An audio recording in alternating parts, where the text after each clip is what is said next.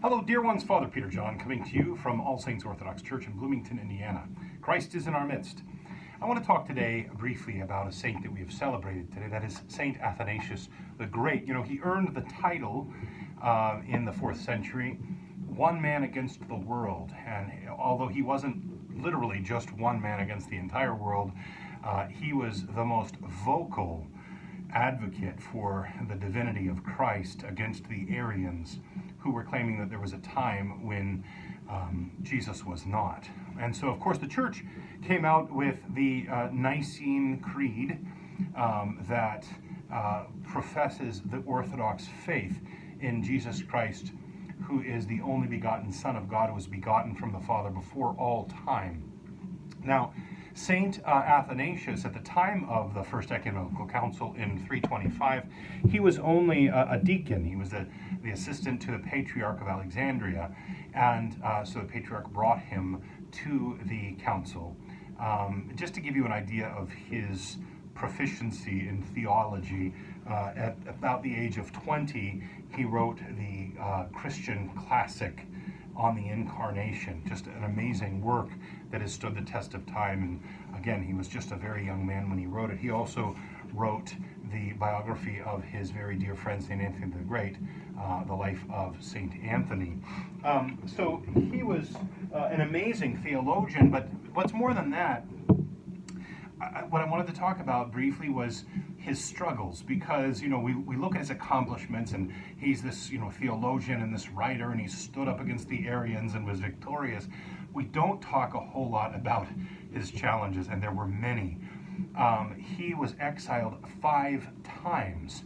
And when I say exiled, I mean the first time he was exiled because he was falsely accused by the Arians, and he had to go to Gaul, right, which was not next door to Alexandria, Egypt, not by a long shot.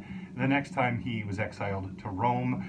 After that, he was exiled to the desert for 6 years. He had to escape when 5,000 soldiers were sent and were surrounding his church and had broken down the door of the church as he served the divine liturgy. So he escaped for 6 years into the desert. He came back and then again was being chased down by the imperial army on a boat. He was going in the Nile River, and he heard that they were catching up to him, that they were behind him, and so they turned the boat around, and he sailed past them, and they yelled out, "Has anyone seen Athanasius?" And St. Athanasius says, "He's not far," which was true. So anyway, that was his 4th exile, and then he was exiled one more time. I can't recall the place he was exiled the last time, but of his 57 years as Patriarch of Alexandria, 17 of those years were spent in exile. He was hated by half of the world, half of the Christian world. They wanted to see him not only exiled, but eventually they were out for his execution. I mean, this man suffered terribly.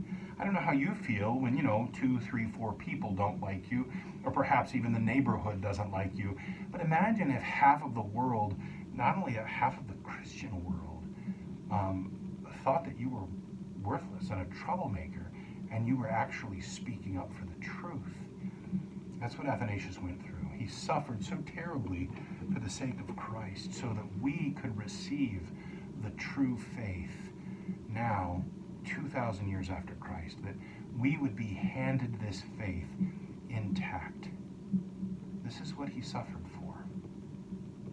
And my prayer is that we will be worthy of that gift, that we will be willing to stand up for the truth, to speak with clarity and sincerity and conviction for the sake of Christ and the church, this gift that has been entrusted to us, that we may fight in the spirit of peace, of course, to preserve inviolate the faith delivered to us.